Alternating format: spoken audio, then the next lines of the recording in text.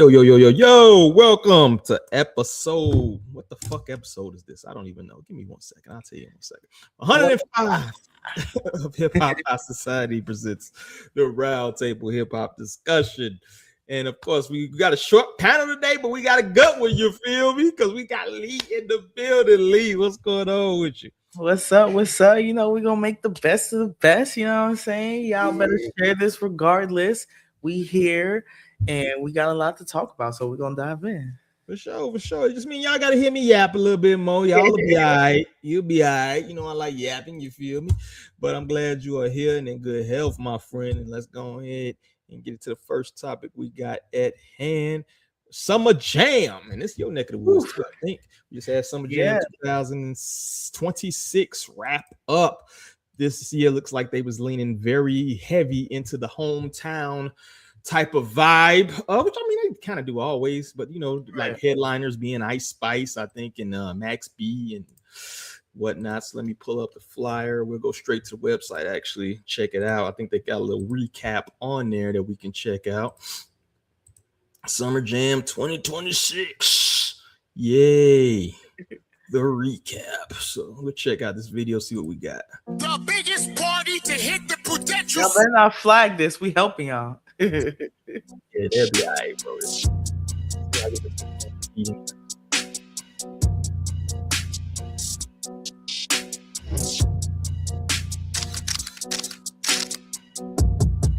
Baby.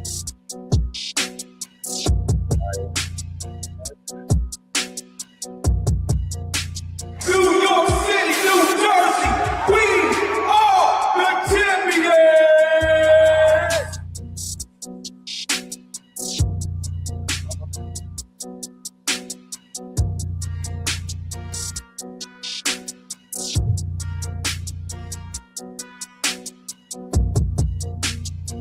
Easy 38.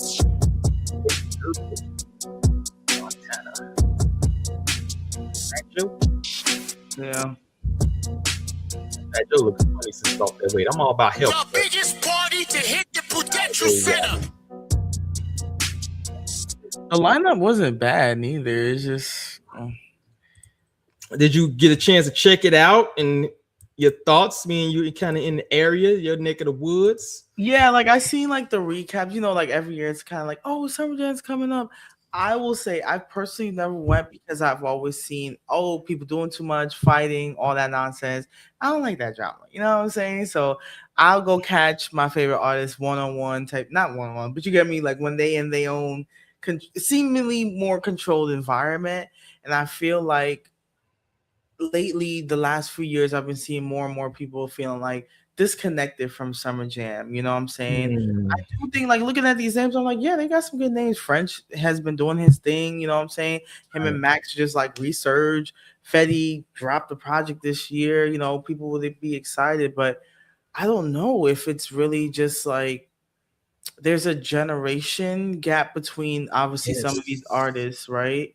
So is it that maybe the event itself is not necessarily like organized or giving more than just this? Because you know these people come here, some of them treat it like a club appearance. It's like, nah, bro, I want to see you actually perform. Like this should be like, you know, treat it like it's Coachella versus treating it like it's just a block party I'm showing up to. So I think there's two sides of it. It's like these artists, they get this slot, but some of them don't really give it their all. It's just like, you gonna perform for me the entire time, which most rappers tend to do, but you know, maybe there just needs to be a little more effort, maybe more experiences within that. Like, hey, you know, when you go to Coachella or like freaking Rolling Loud I've been to, they have like fan experiences and all that different type of shit.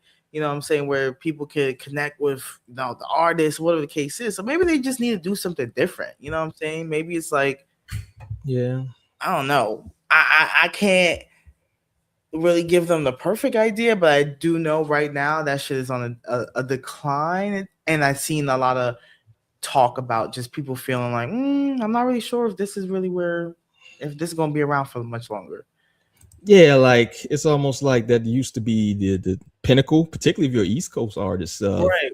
I'm on, you feel me? I'm on the Jay-Z screen, you feel me? The one that we built. You feel me?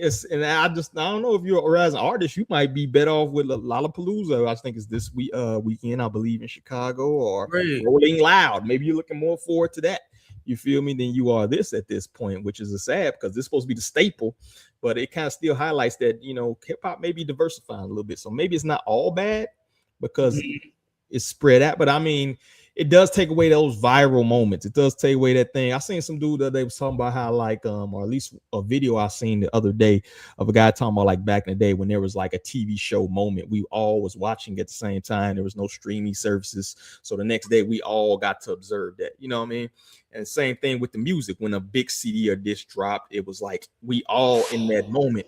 Summer Jam kind of was in that same vein. Like this is the biggest festival or biggest day of rap acts in the land, and we Right. can talk about it the next day, and it just doesn't feel like that's the case. I barely seen any blurbs about it. That's why this kind of came. I'm like, damn, it Summer Jam did it? Right. And I feel like I seen it because it's local to me, but like literally the videos I was seeing was like, they need to figure it out. And I'm wondering, like, because I catch like the recap, but like when it's live, do they have like a partnership with, I don't fucking know, Netflix or whoever to put it on a streaming platform? Like, yeah, you have the fans in person, but like maybe if there's a better way to access it, I don't know. I feel like the fact that you're like, I didn't even know it was here, and there's a marketing problem too. Like, if you're gonna cater to having a New York dominant like set of artists, which there's some other artists in there, it's fine, but you have to make sure that you can reach their fan bases in other places because their fan bases aren't just in the East Coast. Maybe it might be worth just sprinkling in more people. You know what I'm saying? Like, make it the Summer Jam where you can have, your New York headlining artists, but hey, we bringing in some Atlanta, we bringing in Florida, we bringing in the West Coast. You know what I'm saying? Here's the best of the best to show up for the East Coast and show love to the East Coast. I feel like maybe making it more of that could probably help too. But these motherfuckers getting ideas for free, goddamn it. I also didn't see too many like legacy acts too. I mean, you had Fat Joe up there, but it's like they almost did like the middle, Yeah. the baby and Mariah. Like Mariah stands with me. I don't even know why. Like, is it really R&B like that at Summer Jam Tutorial? I know they had Ashanti and all this other shit, Yeah. but I don't know if that really fits. You know what I'm saying? No, So for sure. I think there's like like this, like it's like the sprinkle, it wasn't bad, but maybe it's just, yeah, those legacy acts, maybe that was needed. I mean, what people say, well, French and Max, but I'm like, nah, they kind of like in the middle. yeah, they like that's like my generation. You know what I mean? Like Yeah. I get that you maybe be kind of in that weird space was like you don't want to do the Rolling Loud thing was all like fucking rage and Right. but at the same time it feel like you can't do the tweener shit. You got to either we doing this is a hip hop Yeah. event or we're gonna try to mix it up. I feel like they kind of confused as to what they really want to do. You feel Yeah, me? no, it's definitely giving that because I'm like, why do you have like Zeus Network people here? Because then I feel like that automatically takes the quality down. Like, you know what I'm saying? I'm thinking of Bad Girls Club. No, like, I mean, hey, I will say one thing: La Biggie, the artist that they did have performance, she actually can rap really good. When I see Natalie Nunn, for like maybe the ladies that's tuning in that be watching that, I ain't gonna shame y'all because I have caught a couple episodes before, but it's toxic. Call it what it is. Uh, but when you see Natalie Nunn and the CEO of Zeus Network showing up there, you're like, okay, is this becoming that? Like, you know what I'm saying? Like, Yeah, it's kind of in this taste. And speaking of kind of speaking to your point, I found a video of somebody kind of speaking like a local. I'm gonna pull this up real quick. Not a single person I know went to Summer Jam last night. No one has any clips on their stories and posts about it. When are they gonna admit it's time to pack that shit up for good? It was on a damn Friday. Got people rushing after work. they embarrassed. You know what's so funny? Everybody I spoke to about Summer Jam all said they didn't go because it was on a Friday night, or they didn't like the lineup. I don't think that the lineup was the problem. I just think that Summer Jam is not the same anymore whatsoever. And I had said that from months ago before they even announced it. That Summer Jam is just not the same anymore. Like, I don't know what happened. I don't know if it's the music. A lot of the time we do, I feel like, recycle the same artists on every big major lineup. Like, we have to expand. I think we got to expand. I remember at one time,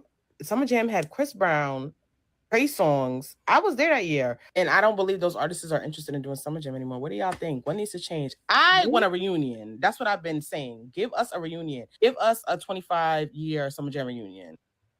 Artists. Oh man, that was killing. That was rough though. And then first of all, I'm looking at this flyer like, hold on. Hot 97, why are you using AI to make your flyer? Like, this is like that automatically. There are people that when they think about corporations, right? Because like, you know, there are people that are small creators that use it. Fine. I still encourage people, try yourself, learn yourself, even if it looks crappy at first. Like, you know, use it to power like how to do it, you know what I'm saying? But for them, you got enough money to get a real. Maybe that's why people saw this shit and was like, "Is this a scam? Anybody could make this flyer real quick with Chat GPT." You know what I'm saying? Like, ain't no love behind it. So, and yeah, the Friday night thing, you didn't think about the fan base that you got showing up. Also, like maybe make it a hip hop reunion, and it's like a theme of like we're gonna walk you through the years from old school, bring you up to current. You know what I'm saying? People like that theme shit, and it's gonna be like, yo, who's gonna go the hardest? Old school versus no school. You gonna get everybody hyping that bitch. You know what I'm saying? Yeah, like, no, I got you. You know my set gonna be fire. And do the noise meter shit. You know what I'm saying? I don't know, something. She's right. It's getting stale, and I honestly feel like once I was old enough to like really, because you could go any, but once I was like truly old enough to like I could go there by myself and have fun, I was like, I'm not interested in Summer Jam. I'll go to Rolling Loud. I'll you know what I'm saying? Like that was so my vibe at that point. So I do think they're missing the mark of hitting maybe really in that younger crowd, because when I think of Summer Jam, I think of my uncle that's like, you know, he's in his 40s something. No offense to anybody that's that age group, but like that's what I think about. That's going there. Even though there's young artists performing, you know, he's getting to see the young. He's like, oh yeah, that's that fly shit y'all be rocking with. I'm like, yeah, I'm glad you're enjoying it, but I don't see it for me per se. So they need to tap into like that younger audience too, but find a way to keep the tried and true audience, the OGs that have been rocking with them. Yeah. Kind of bridge the gap type of shit they can do. You know, that can be their thing, is to bring together the old and the new. You feel me? I think that's something that, you know, they should embrace more. And at the same time, you know, like maybe make it a bigger event. Like this shit ran from what, like 1 day 7 to fucking I'm like all the people like, split, maybe do a 2-day thing. I don't know, on a Friday. So it's like she said, you got to rush from work. You tired. I don't work 45, 48 hours this week. Now I gotta get dressed and go to Summer Jam. That's Saturday, bro. Like just a simple change to Saturday. Probably. Oh, I'm Saturday. I ain't got shit to do. I'm off work. No, let's hit Summer Jam up. Fuck it. You know what I mean? Something to do during the day. Make it an all-day thing, like you said. Like now we can include more acts. We got an all-day Saturday starting at fucking noon. Right, because that's a lot of people to fit in at 7. Like that's what I'm saying. People just rushing through the set. Point. And it's summer, bro. Let's do outdoor stage. You know, like embrace that aesthetic. It's summertime in New York. What can be better? Let's make this more of a citywide event instead of this little compact event. So I feel like they could do a lot more with it, but I feel like they kind of going cheap. You feel me? Oh, for sure. Because I'm like, okay, they came back to the Prudential Center, which I don't know if they did there yet last year. I could have sworn they were like at the UBS Arena, which is it open? I believe so. But I do think like maybe put that shit in MetLife where open air, you know what I'm saying? Like we feeling like the people really want to feel like they outside with it. Like I know it's crazy. You know, you could offer the VIP air conditioned sections for whoever really gives a fuck. You know? They gonna pay for it. Exactly. You want to be bougie, like the people that like they club, the sets, they look sections at the club, they can have that. But like make it a block party. Exactly. Like at least tap into it for real. If you're gonna do it, make it feel like it. Because then people are feeling like you giving block party energy, but you're not charging that. And it's not giving actually like the true vibes of it. It just feels like you just threw it together last minute. Like the AI flyer is killing me right now. That's that same smoky background that they be giving every time. There's the telltale signs, you know. It's always dark too. I've noticed that too. It's always dark with this, and I hate it. You know, if you're gonna go that route, at least like maybe have like the AI give you an idea, and now you put your own Yeah, be like, colors. yo, show me how to make this on Canva. You know what I'm saying? Then I go, it might look like a human made, but that's fine. Like even the website, I'm looking at it, I'm like, this is one of these generic builds that it's fine, it gets the job done, but like, you know, the people want to see quality from a company that is big as they are. Exactly, You bro. got the dollars behind you. Yeah, you get what you pay for. You get what you put in. So, do we think it can ever make a surgence? Do we see you think there's going to continuous decline until it's over with? Do we see any more summer jams in the not too distant future? What do you think? I don't know. Apparently, they talk about that's a wrap. See you next year, and they already got like a little like stay tuned for next year. But I'm like, maybe I'm wondering if them taking a break to restructure it will harm them more than it will help, because maybe people missing that event to see what people are saying around that. I don't know. Like it's like when artists drop music a lot. Like, are you doing it too often for people to care? You know what I'm saying? Or maybe Summer Jam, should it be a tour? Should it be like, hey, we're doing Summer Jam for this week of July. We're gonna do one in New York, we're gonna do one in Florida. You know what I'm saying? Round up the artists, like have the artists from those states be like the headliners. Maybe they gotta try something different and see like, oh shit, we've been focused on New York, but really, shit, Atlanta got the most traffic, most people coming through. You know what I'm saying? So maybe it's worth just trying something different. Yeah, put one in each city at different days. You know, Right. See that who really showing out, and then you know, okay, this is where we should really put all the dollars into. Yeah, they got to do something because if I'm like, damn, Listen, they gotta get the young folk tapped into. I think that's what it is too. They trying to give a little bit, and then like, oh, here's some Cash Cobain, and they're like, guys, Cash Cobain was 2 summers ago. No offense, but like, like you know, for the youngest, because they move on quick. I'm still fucking with you, Cash, but you know what I'm saying.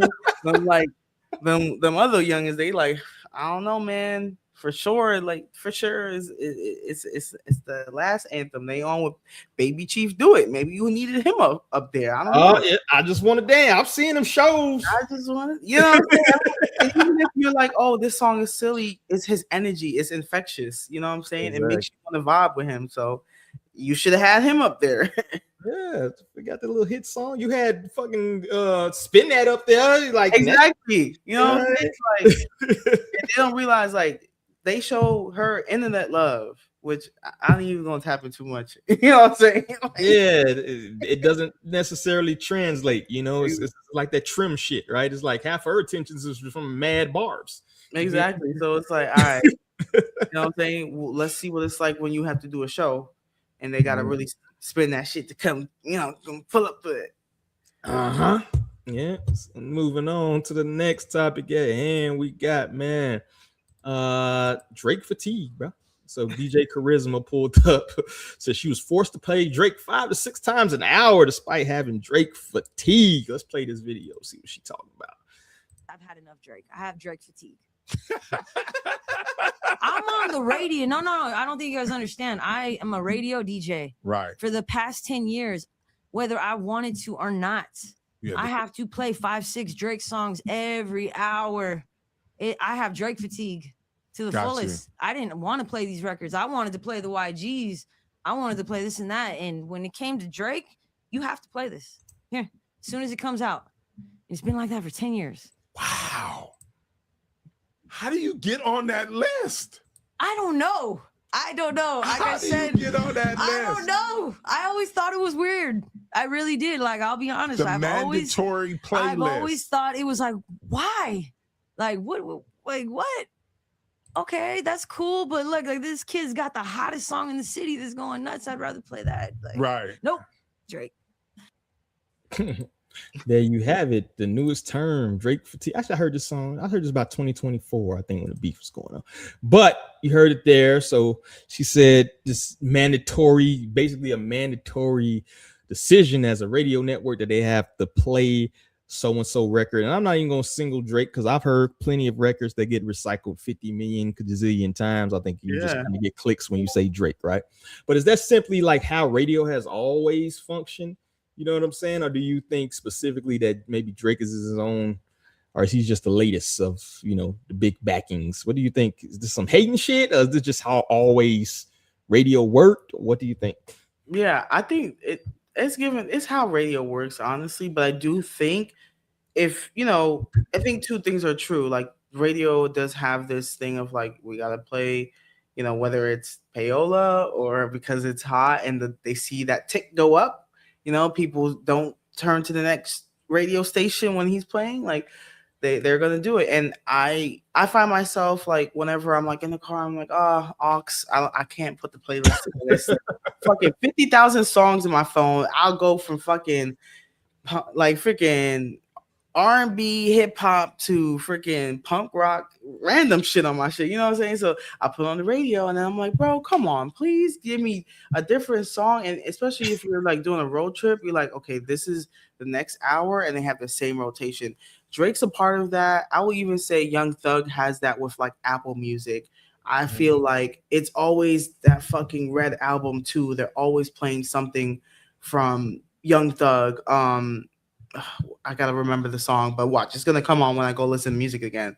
But I do think there's certain artists that have that effect. And like when Drake dropped the Too Hard for the Radio, I was like, this has to be a joke, right? I think it's just like a saying, of course. But I'm like, if we really thinking about like if we want to be technical, I'm like, bro, they play you on the radio all the fucking time. What you talking about? Like, when he was bitching about not getting fair treatment I'm like, what are you talking about? They were literally playing your diss songs on the radio where I was at least. Like, you were getting love. Even when people said you lost, they will play Not Like Us and then play Drake right after like 3-4 times. So exactly. Yeah, I do think the programmers are like, play this because we see the ticks, even if it's the same fucking shit. Somebody else is listening at that point. It's fine. And yeah, I could see getting Drake fatigue because as someone that was listening to his music regularly, I'd be like, dude, just stop. Like now we got 43 songs in the orbit for the year. And I keep seeing on the fucking thing is like that STFU Janice. Have you even heard? I don't hear that in places. Like, do you hear that a lot? I listen to it personally, but as far as outside, no. I think I've heard that and shebang on social media more than I have in real life. Exactly. Yeah. You know what I'm saying? Shebang is like they're trying to do like the drink thingy. Like I feel like, they were really forcing like the TikTok challenge with it.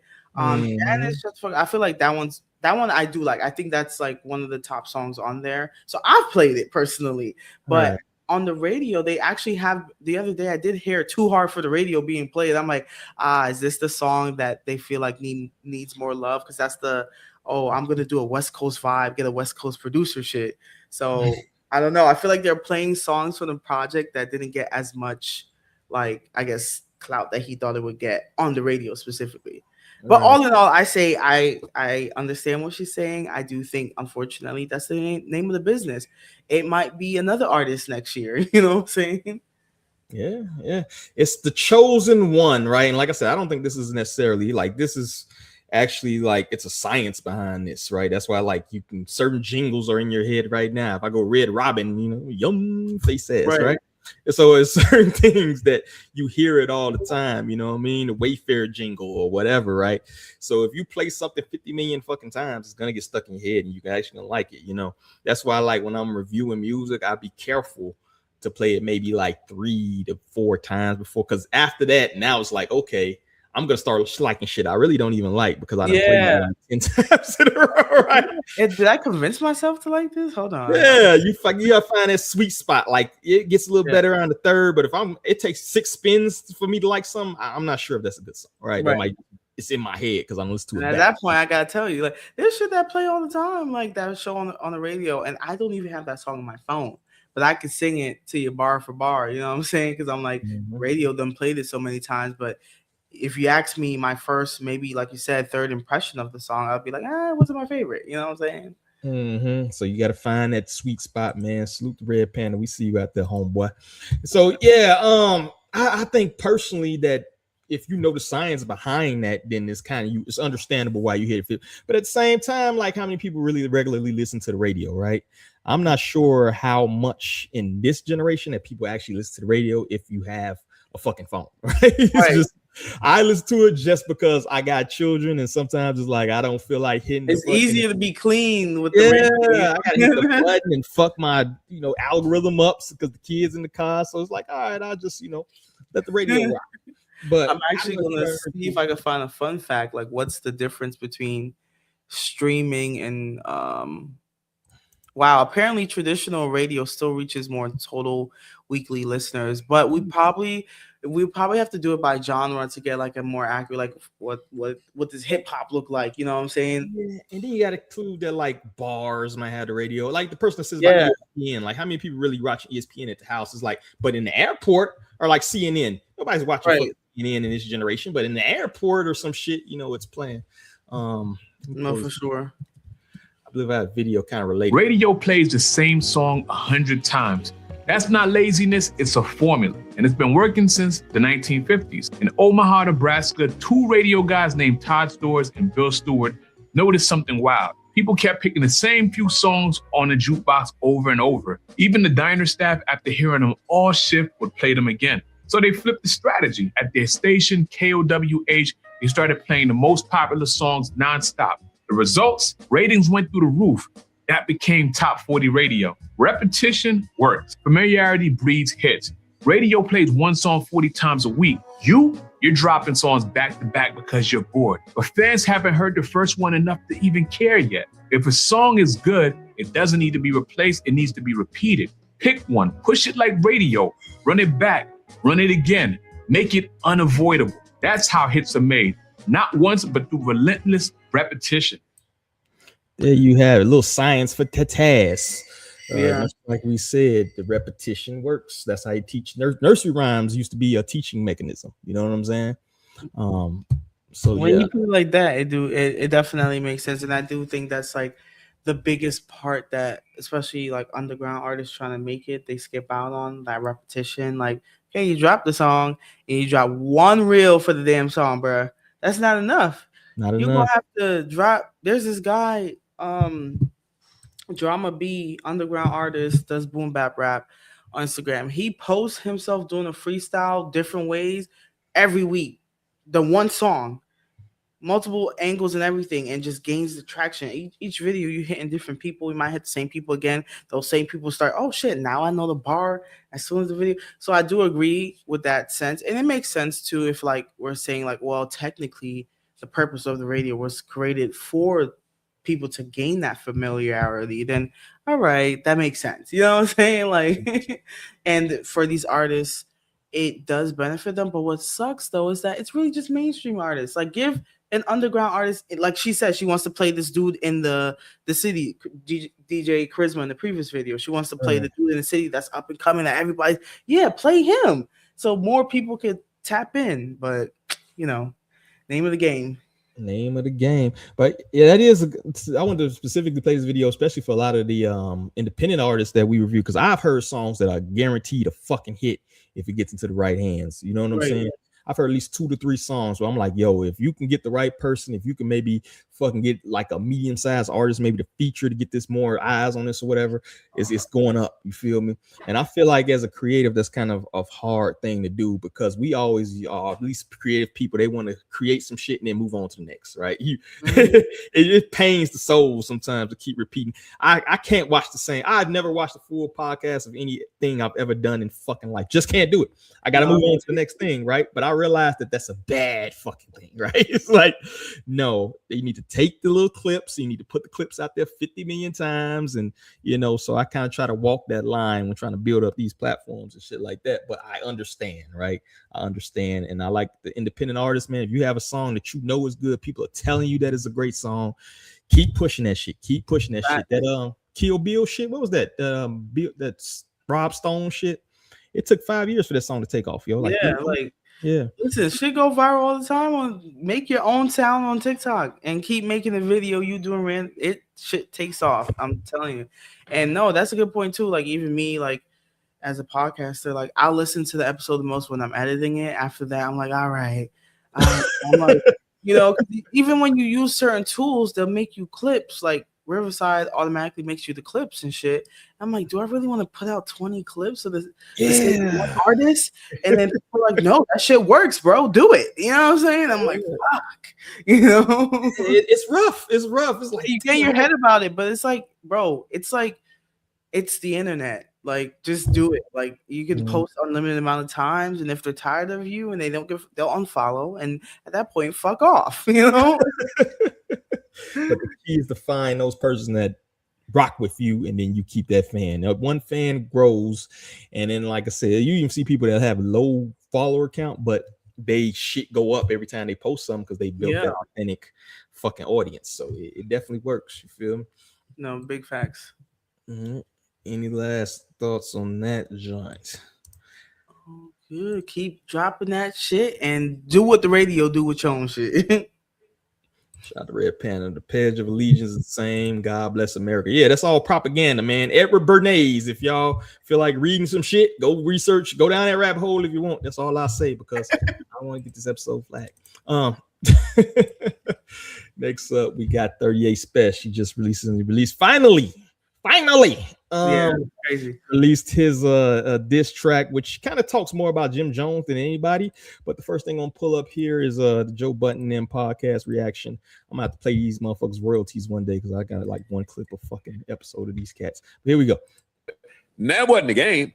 It's way bigger than that. So if you down to do that, cool. This and Chrissy just seems like a total misstep. I never loved this in family, especially this early in the game before we even get to like real mudslinging. Yeah. Like this started from wearing a white tee or whatever the fucking Jim Jones initial diss was. Like, we don't need to go to lives. I agree with personal opinion. Like, again, if you really think you could rap and out rap, then do it.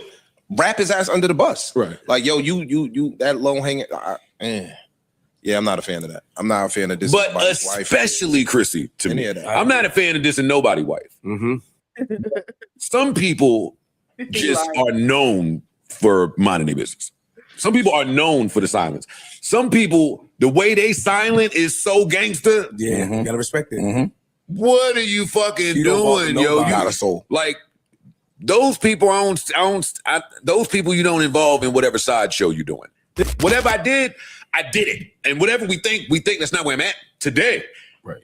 I don't understand it. I don't. And I was trying to invite him up here to speak to 38 Spesh directly.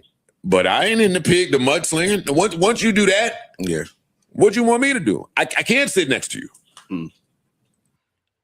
You hear that? Do you think it's some hypocrisy in there? Because I think they was jamming out to some of those fucking Kendrick and Drake disses, right? That's what I'm saying. Like, bro, you are not above it. What are you talking? This is why I can't stand Joe sometimes. I hate when he makes a good point.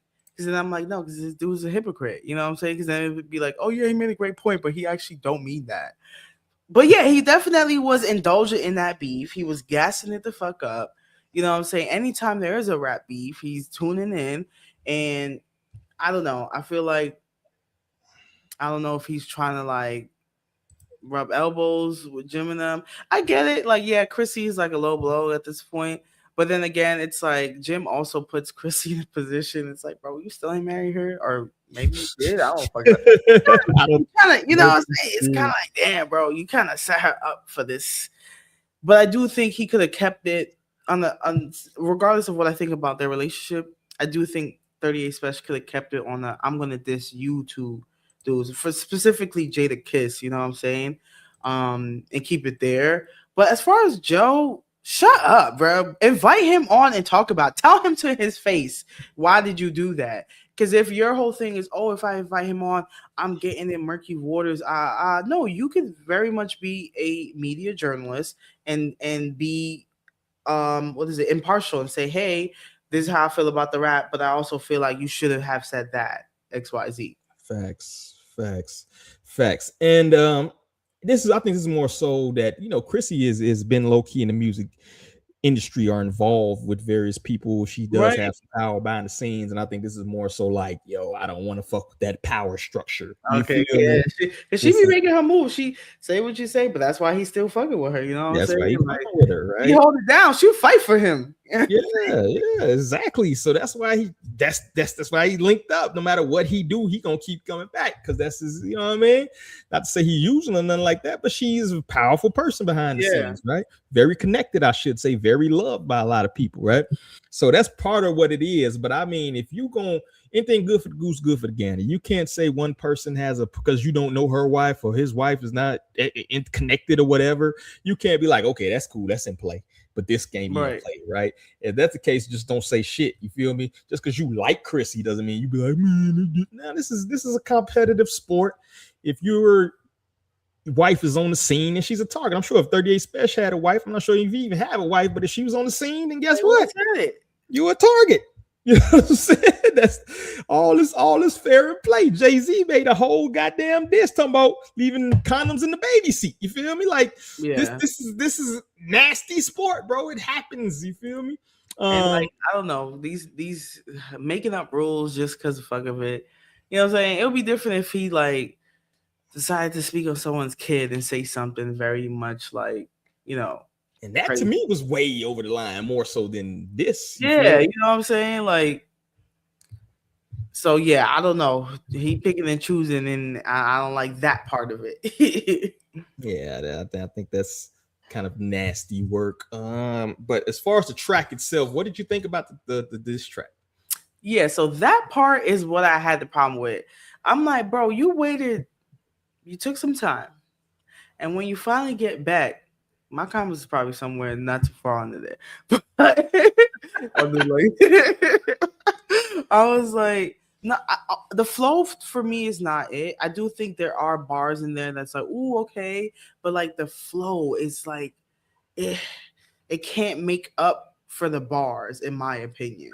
And I feel like he focused OD on Jim. For him to put in the title Jadakiss diss, bro. No, you should have just said like, you know, this for everybody at this point, you know what I'm saying? But yeah, that's really what it was. And like this person said, you focusing on Jim's girlfriend at that point, not even Jadakiss. I didn't like the flow, simply put.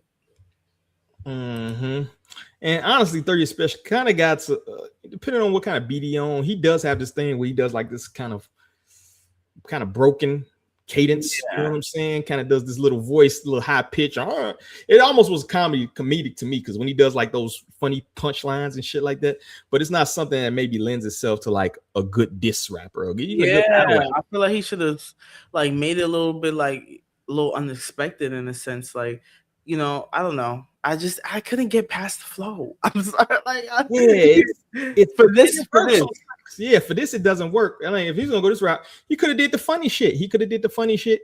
Not this I'm the street, I'm the drug dealer. You know what I mean? I kind of like him better when he's like just spitting his punchlines, his funny shit. You feel me? I think that's a better lane than like I'm this hardcore battle rapper type shit. Like, it didn't work with him, you know. And then, you know, I understand like we're gonna play the video later on where he's like, you know, Kiss, like Jim Jones violated. Jim Jones kind of brought his little mans out there, kind of threatened him so and so. So he didn't go, you know, extreme that he could have went. You know, he went some more so at Jim Jones than did Jada, just because Jada, he's more like a friendly competition with Jim Jones. He kind of talked shit about him. You know what I mean? Right. Like, still like kind of look pussy because it's like you was coming. The whole thing started with Jada. Yeah, so like, come on, bro, and Unc was having fun with it, bro. You done turned it into something else. Yeah, it was like a friendly bar there, a little jab here and there, a little jab back. He really got in the studio for it. Was on the pod, right, where he was just like freestyling practically, like, bro. Yeah, like you should just got in the back of the car and then turn these cameras on real quick. I got something to say, real quick. Beat, no, you know, you made it more serious than it needed to be. Yeah, this ain't no Drake, like I hate your guts shit. You feel me? He made a whole production. Yeah, let's play Mickey Facts reaction to it. Does Jada respond to this? I don't think so. I don't think it's enough for a response from Jadakiss. This is a Jim Jones response. I don't think Fat Joe or Khaled should. Well, Khaled, but I don't think Fat Joe should respond. If I'm Kiss, I don't respond either. I don't think the Kane diss. So when Kane put out that verse and Jada put out his verse, I don't think those verses was going at Max and Spesh. I I think that stuff was done beforehand. And I do think that, after reassessing it, Jada just asked him a question and he hasn't said anything. A lot of the disrespect has come from Jones, so a lot of this is at Jones. It's warranted to go at Jones. So I'm not mad. As far as a diss to Jones goes, this is pretty heavy hitting because once you attack somebody, girls, I'm gonna give this joint on a scale of 1 to 5. I'm gonna give. The anticipation was for Kiss, but if I had to rate this, I'd probably give this like a. You mother. What did he say? A 4? Because I see the. Yeah, because that was crazy. I'm like, it better not. I'm saying this shit is like a 2-3 out of 5. I agree with Jada. I agree with you. I'd say 2. I might even go 1.5. Yeah, because 3 feels too much for me. That's like over the halfway mark, and we can't give 2.5. So like, it's giving 2 out of 5. But yeah, I think it was light, man. And then, he did shoot a visual for it. I give him props for that. But then he included the AI little things, and then I didn't like that part of it. I think that was like, all right, bro, you're doing too much. Just drop a casual freestyle diss and aim it at the target. You shooting everywhere. You like the nigga to pull up the shootout, shoot everybody. Damn, and don't hit nothing. You Jay Reed out here. You Jay Reed and in too deep. Exactly. Not the 5s. Like now you got to deal with everybody. Now, like you about to get blackballed over this, bro. Like it don't even make no sense because you got Joe Budden acting like you done committed the most egregious act. So now it's like, how is everybody else gonna take it? You know what I'm saying? Is it gonna put him in an awkward position within the industry? And supposedly, Dave East took him off a song. I haven't done see, look, you know what I'm saying? Done a lot of research into it. I just seen little social media blurbs so far, but the word is that he took him off as a project. You feel me? Just because Jim Jones is man's. You feel me? And I'm sure he rocked with Jada too. You know what I mean? So he's like, So you're already kind of seeing repercussions, which may, you never know how far that's going to spill. And he did perform 38 Spesh actually performed at this at the Summer Jam, looks like. On some Jim Jones shit. Hold up, yo, Jim. I got a bone to pick. That's some whole shit worried about how another nigga clothes fit. With your house on a foreclosed list. You lost your crib in 06, and this nigga still homesick. What I really don't get, you want to be a street nigga so bad that you got Alpo old bitch, but Poe says she don't blow dick. Poe says she don't blow dick. Man, this nigga talking like a boss, but ain't giving out no jobs. Nigga, you can't even go home and get a blow job. Before you made cash off rap, what was your job? Jim's story faker than the one fat Joe robbed. He rapping like the battle rap type battle. Without that body work, that bitch would be shaped like Khaled. Nah. Better replace the steaks for some late night salads. No matter how much you hate, you can't take my talent. You fucking with a real man with skilled hands. I took kilograms and build brands. Got a flow that could fill stands. And the only reason Kiss eating, cause he Fat Joe little man.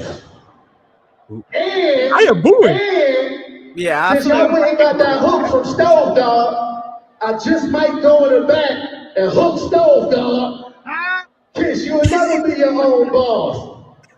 And only a bitch ass nigga record phone calls. Trust. I give it to him for being bold enough to do it in front of the audience that's already probably sick of fucking Summer Jam and all this shenanigans. You know what I'm saying? They probably like, hold on, bro. This not on the track set list. The fuck? This just came out. Like and a cappella to hear every word. He did it without the beat. It's giving like battle rap type energy, but not in the right. Like it's just not. they was not trying to do all that. You know what I'm saying? Yeah, I didn't hear the reaction. You know, normally when you do something like that, you be like, Yeah, I ooh, feel like it was nah. kind of quiet in there. Yeah, it was kind of like, yo, that's my man's. I fucks with. Hold on, bro. He actually, who are you though? You know, there's some folks in there like, who are you? You know, even if Jim is not the top of the charts, they know Jim. They know everybody else that you diss and shit. They even know Stove God. So yeah, like hold on, 38. You ain't even like that. Yeah, well, your hits, like we can say one thing we can say about Jim Jones, one thing we can say about Kiss. They got hits that people all know. They got things that your grandma probably fucking exactly. Everybody know balling and all. You know what I mean? Like Spesh ain't really got that moment of virality. You know what I mean? He doesn't have that moment of a hit. Has he had anything charted? Not that that's the degree of a rapper, but I mean, like that's the first thing people gonna say. They're gonna be like, "Bro, who you?" They be like, "Has Funk Flex ever really shouted you out?" Like, I don't fucking know. Yeah, you know. And I think this is him explaining why he did that shit. This will be the last video. Ads? Do you want to indulge in that, brother? Like, what we doing here? Yeah, man. The powers that be. Now, mind you, this independency versus the industry, man. So now they paying for ads and shit. You're going to see flyers go that's promoted. AI flyers that's promoted, giving they reviews and opinions, bad reviews and shit. Then, you know, I ain't going to put no blogger under the bus, but he told me that they paid him a couple $1,000s to put out some fake news about me, and I was just disappointed. And I was like, damn, them niggas playing like that? They playing like that, but it is what it is, man. You can't stop what God has planned, man. I think a checkmate, right? Absolutely. So that automatically made you think that I was about to sit there and come at Kiss. Yes.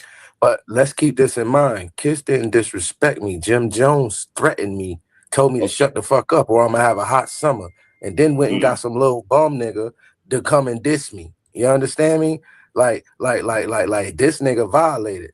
So I don't know why y'all thought that I had so many balls towards a nigga that sent me one as opposed to this nigga that threatened me, that told me to shut the fuck up or I'm gonna have a hot summer. It don't matter if he rap or not. I'm gonna address this nigga. I'm talking to him. It don't matter how good he rap. You understand? So, but the Fools Mate, that was basically, you know, that was the diversion. You don't hit a nigga, you don't let a nigga know you're gonna hit him when you about to hit him. You heard? So he over there chilling, thinking I'm about to gun down Kiss. All of us did, Spesh. Of course y'all did. But don't worry. Don't worry because you know, I ain't waste no shots, man. Hinting that he ain't done. Gave a little pause. Feel me? We'll see what's next to come. Hopefully a better track. Like I said, I don't know. Maybe people hearing something I don't hear, bro. I wasn't overly impressed with that. Maybe the bar has been set kind of high recently. Like, folks fighting for their life in the Reddit threads trying to defend it, and they're like, nah, bro, you can't say this is better. When you like, I guess to like not backtrack fully, but just to consider his point of view.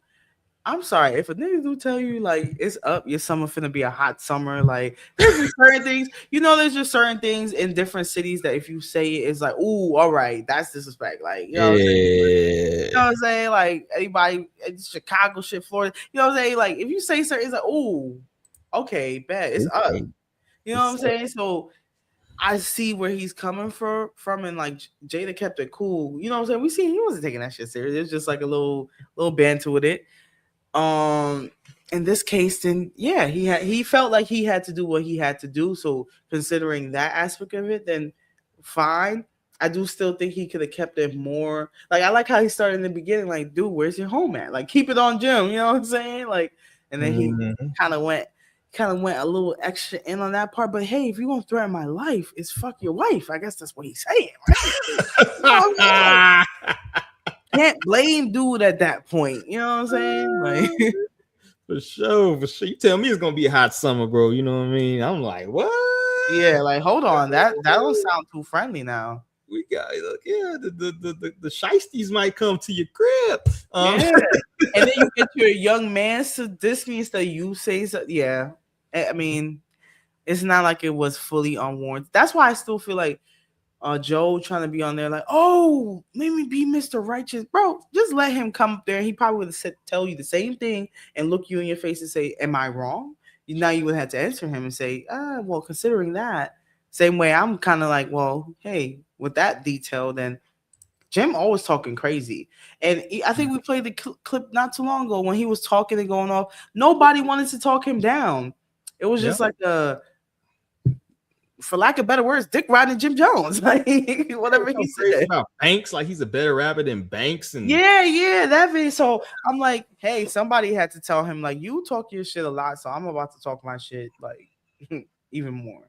Yeah, bro, the fucking glazing is out of control. A lot of these people I think are delusional because of that. You know what I'm saying? Like, you all right, but you know what I'm saying? Like, you ain't a top echelon rapper, my dog. You know what I mean? I get some egos involved with rap, but also when you 40, 50 years old, you gotta have a little self-awareness, dog. You know what I'm saying? I know I can't fucking beat LeBron one-on-one. I don't give a fuck how much I kill motherfuckers at the Y. You know what I'm saying? Yeah, like, you gotta spicy. Yeah. So we shall see what's coming up. He did hint that something else might be in the works, so we shall see. We will definitely keep note, see what's to come. Hopefully we keep it on wax. You know what I'm saying? That's all we want to do. But I think Crash dummy it up, man. Let's do it.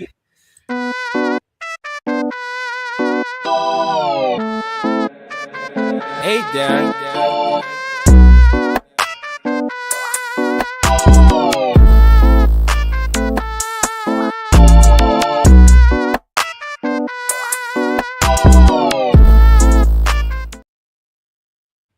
So this week we got Crash Dummy of the Week goes to Charleston FAFO White. If you know what that means, you know. Let's play Exhibit A though. Man, fuck them nigga. We ain't rushing out of here for nothing. Fuck any nigga mad about something. Ain't now one of them whole ass niggas do nothing. Ain't now one of them whole ass niggas do nothing. And I showed up by myself, nigga. Pussy foot. Run over here and get in front of the car. Run over here and get in front of the car. War behind. Run over here and get in front of the car. I seen your jaws tight, bitch ass nigga. Yeah, I showed up by myself in your hood, pussy. I know that wasn't a gun. Yeah, that was a gun. Go around the car, keep going, don't stop it nothing. Can't go around. It's Put your address in, get straight to the highway. All right. All right. Go around the car, keep going. Yeah, them bitch ass niggas. Fuck Jay Prince. You was right. He was Pay right. attention, baby. I know. Hurry up, put the address in to the spot I gave you. Go around this car. Apologize. I ain't apologizing and shit. There you have it. He goes on to go. Don't stop at lights. Don't stop at calling somebody pussy while telling somebody don't stop. It's kind of an interesting choice, right? But you know, this is the Charleston White kind of recipe. He's currently beefing with Jay Prince of Rap A Lot Houston, infamous gangster down there / record label owner. Right, and this is a scene from the Houston thing. Apparently, even during this, that the pop you hit was apparently somebody shooting a shot. I'm not sure if that's confirmed or not, but he's super happy to get shot at because he's screaming about it all fucking week about how he got shot at, and now he's declaring war on Jay Prince. Jay Prince has subsequently released a statement of his own, basically saying he's not dealing with none of this shit. Called him a maggot. Basically said you don't deal with maggots, you know what I'm saying? And then Charleston White still's going on his little tirade. And I say that to say this is that I don't particularly think Jay Prince gonna do anything to him. He doesn't have, or he's too much in the camera right now. He's supposed to be a philanthropist at this point in a state where everybody knows where he's at. Everybody's watching his moves, right?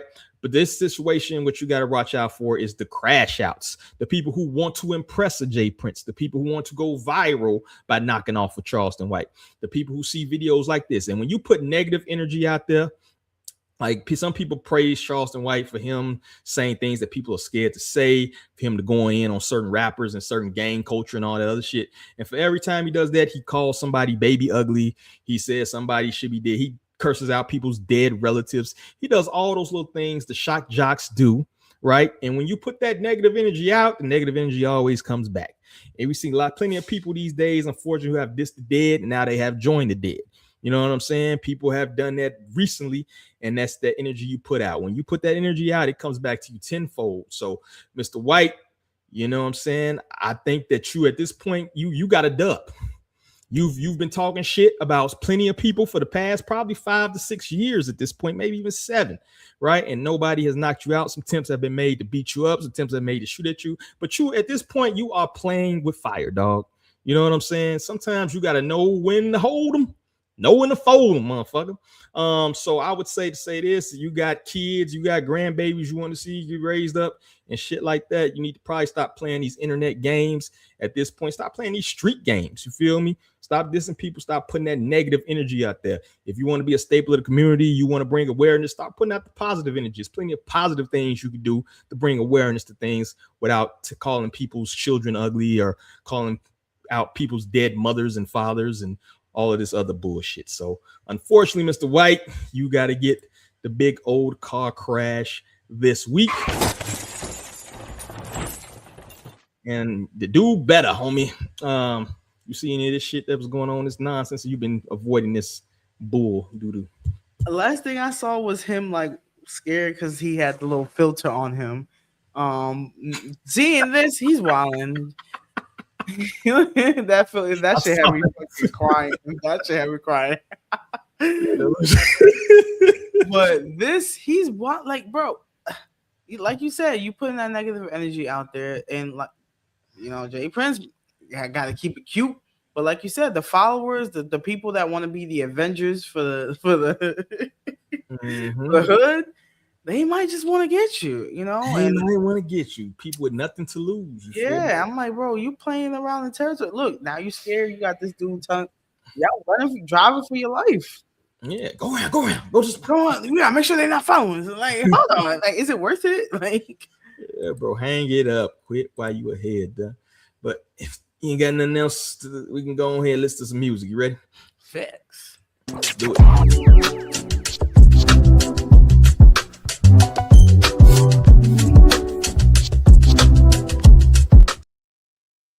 This week, we got artist Fable Angelo, hailing from Chicago, with his track Indo. And yes, Indo is what you think it is. But go ahead, mute your mics, and let's check it out.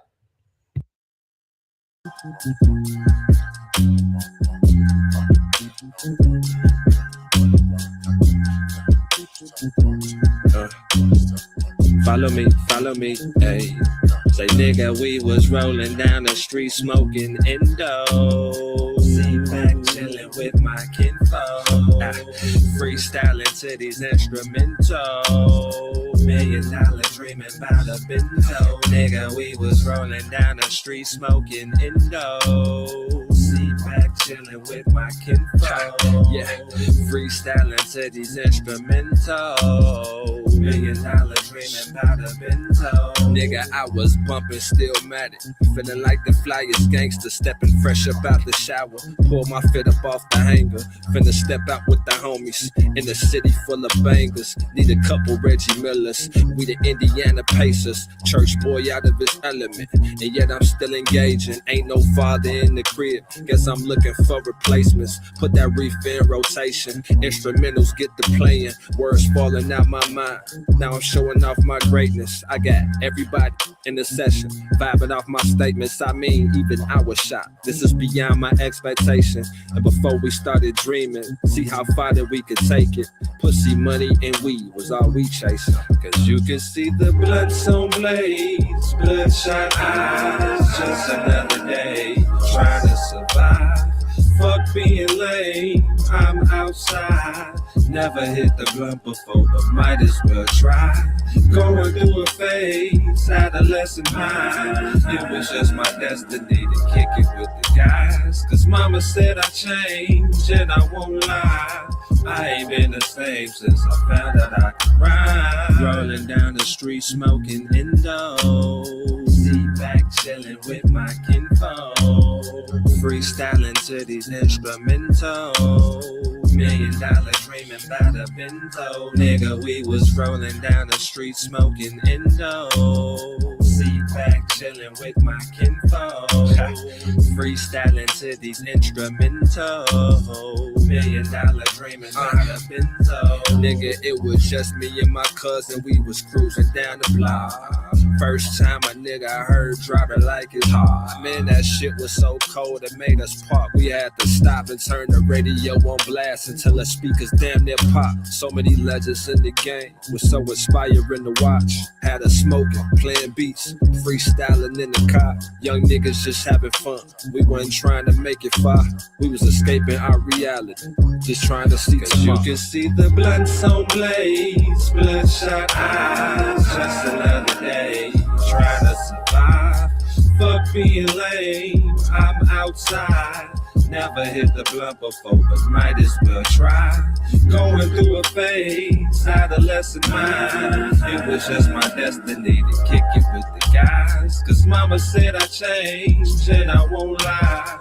I ain't been the same since I found out I could rhyme. Rolling down the street, smoking Indo, sipping on gin and juice. Shout out my nigga Snoop. There you have it. Fable Angelo with Indo. And I shall go first. You feel me? I say that was a good song, bro. I found it kind of remind me of some Devin and the Dude. You know what I mean? I hate to compare artists, but like that's not a bad comparison. You feel me? I felt a little Devin. I'm not even a smoker, and it made me want to light a spliff. You feel me? So yeah, that to me was good, man. I feel like the flow wasn't anything crazy to write home about, but it was such a chill, laid back song with a chill, laid back beat that what he did was perfect for it. He added the melodic elements which fit in with it. It was done well. The mix was good. You feel me? Very professional sounding mix. I didn't hear anything that was out of place, and I've heard some terrible fucking shit lately. So I got to give him a thumbs up, man. It was an easy one for me, so we want thumbs up. Lee, what you think, yo? Shit, I'm about to go roll up for the both of us. Don't worry about it. I got you. I'm about to go roll up. This had me feeling like, you know what? I feel like, after each pod, I have my little wind down, y'all. So this feel like the song I want to play for that. You know what I'm saying? Like, I like the melodic vibes. I really feel like it wasn't an overkill. There's sometimes where it's like, ooh, I'm not feeling your singing voice, but the rap is not that. This was like, you sound good singing, bro, and you also delivered really good bars. So I was like, is there going to be a trade-off? Like, okay, the singing voice is good, but the rap is not. Nah, this was really good, and I feel like the last couple da-da-das, I've been like, and I hate having to like do that, but of course, giving constructive criticism wherever I can. But for this, thumbs up. I instantly added it. If you saw me on my phone, that was me just looking you up on socials real quick. So I added that. Like I said, I'm gonna be vibing when I roll up my Indo later, so I can catch some good skis. Okay. Definitely good song. It's only 2 people, but you got the 2 thumbs up, dog. So you listen, it counts. For sure. Victory. Take the flawless victory, and I'm pull up your socials here, so make sure y'all follow them. Of course, even if it's a good track, I will give the disclaimer that you can't judge anybody off just one song. So make sure y'all check out discography. And as the purpose of this dub, it's not necessarily to bash anybody, advertise, but it's kind of promotion for these artists, man. Make sure you check them out, because if just in case something doesn't even resonate with us or doesn't resonate with you, it might resonate with somebody. So let's share it, man. Only 175 followers, so let's get that up. I'm gonna check this later. You better be at least about $1.80 or something. How many people we got? Panda, tap in, Panda. Go follow me right now, please. I'm asking nicely. 30-some people watching us right now. Let's get it up at least. You know what I mean? Get a couple people that follow my man. Check out his discography, man, and more songs he has to offer. You feel me? And I think he drives trucks too. So he truck driving, making good music, bro. Listen, the grind is real. He doing it. Like, yeah, he get that buddy. No excuses. Look, he doing 2 jobs. He posting the content while he getting the deliveries dropped off. So there you go. There you go. And look, this song came out late 2025, and he's still submitting it. You know what I'm saying? Still trying to get that traction out there. So that's what the radio, when we talked about earlier, that repetition does work. Hey, this is a song that can be timeless. He's not talking, it's talking about rolling up and enjoying some Indo. That is a timeless piece right there. The vibes is immaculate, you know what I'm saying? Imagine like Wiz Khalifa high ass hopping on this shit and like giving it, you know what I'm saying? Like, he has his things every now and then that fits. I feel like this could help, or even like Cole hopping on this, like on some like introspective, like, yo, when I roll up there, I ain't gonna give y'all bars because that's not me, but you know what I'm saying? Like, you get what I'm saying? Like, I get you. I see you too. You see that hidden talent you trying to hide. You know you got bars. Yeah, I did a little something back in my day, a little freestyling. Somebody got the lost footage, but we got to do a hip hop out society cipher what he's there. But yeah, I think this is a great song, man. Make sure to check my and repping Shy too, bro. So you know I got to put on for my people. Show love, New York, show love, Jersey, show love. We out here. We had the topic last week. We were talking about the underrated cities in hip hop, particularly for the underground segments, and I think Chicago is definitely buzzing on that tip. So we appreciate you, man. Keep doing your thing, brother. I didn't even know we was gonna have Chicago in the house tonight. There you go. There you go. It's all kinds of surprises. Next up, we got the YG Game versus, man. I think it's been a good week and a little bit over a week. Yeah, they got YG winning 19-3. Exactly a week, yeah. Yeah, exactly a week. So I mean, it's been a lot of like they had some press conferences afterwards, a lot of viral moments. I don't know if you've seen the wilding. But here we go right here. The official tally. YG wins the versus 19-3, and I don't even see how that's possible. This had to be mostly Gen Z people voting, because how the fuck did One Blood lose? Ali Boumaye, he play Ali. I don't remember Ali Boumaye. Yeah, I don't play shit. So I do agree with that one, that line. The Game had this in his bag. He probably should have been drinking so much during the performance. But come on, man. I haven't been impressed by one single YG song. That's not true. I did like FDT for obvious reasons, but YG himself is one of those reasons. What do you think? So did you think it was a blowout 19-3 like the score suggests here? Or do you think that score is kind of challenging to, like, I didn't expect that. I thought it would have been a closer battle, but I guess when you think about the generation gap, it makes sense. And this is probably more so just showing us who really tuned in that night. Like, is Versus leaning into like the Games generation, or is the Games generation showing up to Summer Jam? And like younger generation is watching, Versus online, because that's kind of like COVID kind of like made people tune in, and like, that's what seems to be interesting people a lot more, right? So I do think too, when we were like kind of talking about it, teeing it up, a lot of folks were like, y'all are down in YG. Like, YG was able to take over like this latest generation and just has that regional sound that them Cali folks go hard. Look, California big as fuck. You know what I'm saying? If California voted alone and they feeling like how they feeling about YG, yeah, these numbers are expected. But I think if you're someone that's in the middle of the generations, or even someone that appreciates music from both eras, you're kind of like, how the fuck did that happen? Like, not even 16 to 19, like, bro, like, that's crazy. Some of these are kind of like, granted, I do think Game kind of like didn't play some of his best shit. I think he held back because some of them tracks, I'm sure, like, bro, y'all know you got better songs than that. Like, but how did like One Blood lose? Like, really? Yeah, like, yeah, no, that's crazy. Like, I'm like, all right, if any song should have won, like that should be one of them for sure. Yeah, I don't know about that one. Yeah, and then I do think too, like part of like the second part of the question, I do think people are kind of like judging off of how they feel about the game. Like, a lot of people feel like he's been clout chasing lately, and he's done things that are really weird, and like, his just even how he showed up to it. They're like, bro, you wondering why you're not getting these opportunities? Why are you overly drunk right now? But at the same time, other people are like, bro, he's having fun. Like, this is not supposed to be like that. But hey, I could see how that went that way. Yeah, definitely. The perception, I think you hit a major point there. Like, kudos, yo. The perception of Game is kind of a weirdo and kind of a cornball, to be honest with you. Yeah.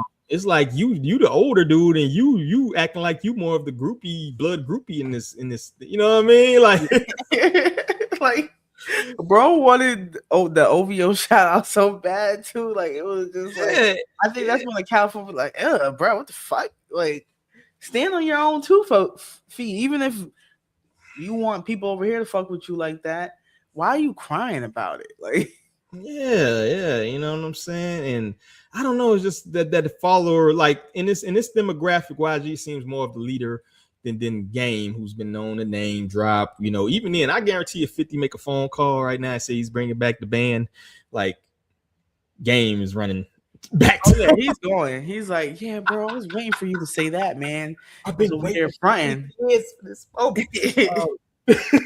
That's always been his thing, though. You know, it's always Dr. Dre, whether it was Rich Gang. Why you hollering Rich Gang? I don't even, did they even fuck with you like that? You know, like it was just he reaching, bro. He reaching. And like honestly, the aunties didn't come through for him because a lot of aunties love him. They just probably will sleep too late. Y'all hold it too late. You know what I'm saying? Like, yeah, I mean, 6'5" don't take much, right? So, but you know, right? At this point, might be turned off with just the allegations. Yeah, they probably like, oh, bro, like what's going on? Like, so yeah, YG kind of. I mean, he do guys, but it's for other things. Like, yeah, they both kind of got some other shit going on, bro. How you get raided the morning of and then show up like nothing's going on? Which kind of some. I got my thoughts about. So I saw Versus, right? I turned my TV on. I made the mistake. I watched this Versus with like family. So it comes on, start rolling dice. They both look amazing. Mad members everywhere. Yeah. This is a blood Bocella. I have thoughts on this. I just don't know if I can share. So it comes on, they both look great.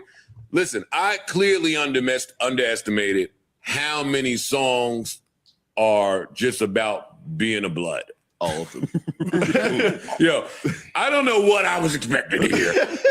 All I heard was, see, YG, I know that about, but in the beginning, it looked like Game was trying to match blood energy with blood energy on the record, too. I think he absolutely. He played one round too. Yeah, that was crazy. Yeah, that was it. That's all I needed to see. Well, no, that was trying to blood it out. Yeah. So every song, they like, nigga, this is my flag. Nigga, we is blood. Nigga, back. I'm like, yo. Yeah. And there you have it, yo. Give it a synopsis. That was kind of funny, Joe. He gets one. I hate when that nigga make me laugh. I'm like, damn it. It's like when academics make a good point. It's like, no, literally, I'd be mad as shit. Like, disclaimer, I don't like this motherfucker, but he got it. And yeah, so what do you think about that element of it? I don't think many people. Do you think that's kind of off-putting? Do you think that's not a great thing? You know, we've heard different things. Jim Jones spoke on the blood compared to fraternity thing. Yeah. You think that was not a good look, considering, you know, gang violence and shit like that through these days? Or what do you think about that part of it? I feel like they were trying to show, because like even with like within, you know, the sets. There's different groups and they be having beef with each other, and then you'd be like, but aren't you both blood? Like, how does that work? You know, I don't get into the gang politics, but I think they were trying to show it on like, hey, we good, we could be in the same room together, even though, like, you know, we blood, but we still got our own things going on. I don't know. I do think it's interesting though, because I saw someone's post that apparently they allegedly worked for Complex and had actually presented that Bombplex cover years back as an idea for YG and some rollout he was doing, and they were like, oh, absolutely not. This is like too ghetto, too far leading into the, you know what I'm saying? Now for them to come back and do a whole coverage and do the whole same idea, this creator was kind of like, oh, that's fucked up. Like, you waited years later for when you thought it was socially acceptable to do this on public display. So I do think now it's like, it is interesting, that point. But I thought it was fun, you know what I'm saying? Because are there that many songs about being a blood? God damn it. Like, yeah, I got a whole playlist. That's crazy. But you know, I do understand, as you know, I was young, I did what I do, you know what I'm saying? I ain't go no details, but you know, like, I understand at the same time, you know, once you get a certain age and shit like that, I'm not sure that's a good thing. I mean, the solidarity was cool. Right. Maybe it would have been a better look if you had like a blood in a crib, right? Right. You know what I mean? Like how Kendrick did it. It's like, hold on, he got them doing the dance. Yeah, different hoods, different. It wasn't just a one set, you know, like this Yeah. is a fucking, you know, like dudes say, a Bochella. It's like OG versus literally YG, like old game, you know what I'm saying? Like, so I don't know. It might be better if they invite, because I know they got, I mean, they was cool with Nipsey. Invite some of them Crip homies to come through. You feel Right. me? Make sure it's a cool element. Hey, we cool, we doing everything, but just have it just red flagged all over. It's kind of like, all right, this is like, you know what I mean? Like, you know what I mean? It's kids back home, it's people that's in these little towns that want to throw up these sets and stuff like that. And I personally seen that. You feel me? Like, you go to some little ass town in fucking Alabama and it's blood set. You feel me? You know what I mean? Like, bro, you know that they came from that specific neighborhood. Like, that's not for you. yeah, like, you know, you might go to prison one day and somebody's gonna ask you some stuff you don't know about. You might get beat, right? So, you know, like that's the part I really don't like. And then like these people, they take that as not a solidarity thing, but they take it as like, I'm blue, you red, we gonna shoot at you type shit. Yeah, You know no, what I mean? for sure. So Yeah, I that's- think that's there's like- definitely a good point to make there too. Like, what do you want to promote? And it's like I said, it's crazy because Complex, Apple Music, all these big streaming entertainment platforms were in on it. And it's like, well, if we sat down and asked you guys what you think about gang violence, you'd be like, oh, it's wrong. But then you did something to kind of like boost the image of it. You get me? So this beat, by the way, it's fucking garbage. yeah, I was gonna ask about this. It kind of was almost a rollout. I think this was like the last thing they did was the song preview. Because this honestly, this versus was more like a fucking promotion. This was more like a family reunion barbecue. Yeah, the blood cook. Oh, I can't say cookout. Blood book out. You know what I'm saying? So yeah, that's what it was. And then at the end, they like, this is our song together, which to me it was a lackluster song. I think it was produced by what's it say, Swiss Beats and Timbaland. Yeah, that's what the beat alone had me like, all right, bro, you guys are already sampling something. Like, what, you can make it, you can elevate it. You know what I'm saying? Like, So yeah, that part there, I'm not gonna play the song, of course, for various reasons on the air, but you can don't go worry, listen I to ain't the missing song. that. You can go listen to the song yourself, and I just think it was a little bit lackluster considering how viral that particularly all the clips afterwards. You know, that was probably a big moment to preview a good song, and it was just kind of a lackluster song. I mean, honestly, if you know you was gonna do that, maybe do a quick collab mixtape. You feel me? But yeah, no. Like, this didn't make me excited for the verses. It was like, all right, I might as well just catch the highlights if this is what you're gonna be spitting out. And I think we got one more thing I'm gonna pull up. Oh yeah, this is about him being detained for the search warrant right before everything went on. The warrant's tied to investigation Drake Yo's fatal stabbing backstage at Once Upon a Time LA Festival in 2021. The homicide has remained unsolved for years. I'm not going to speculate on what happened. People got their theories. You can go research that if you want. I do think the timing of the raid was definitely suspicious. It was a few hours before the verses. Right. We do know, hopefully it wasn't like some promotional type thing, and it actually was. But even then, it seems like we all know these prosecutors and things of that nature like to make big shows of things. That entire Diddy trial probably cost millions of dollars. And he was convicted of basically hiring hookers. You know what I'm saying? And all kind of press conference. So we know a lot of these prosecutors and things of that nature have like political ambitions.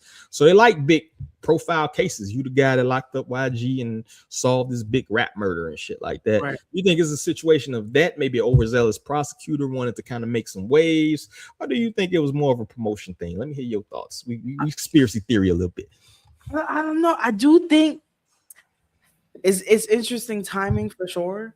And I wonder if they've been watching him this whole time, because you know, people will like, let me see you slip up before we move in type shit. So I wonder if it was that, like, let him get comfortable, because what news had came out after this or around the same time was that his security guard, not YG's, but the ruler's security guard had actually said he saw YG with a knife during the fight.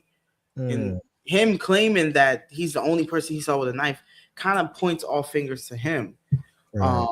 You know what I'm saying? Or if not, if you didn't use the knife, who from your crew did? You know what I'm saying? If we have a witness to confirm that you do have one. And he testified and everything in, you know, the court of law to say he saw YG with a knife. So I think the timing is crazy.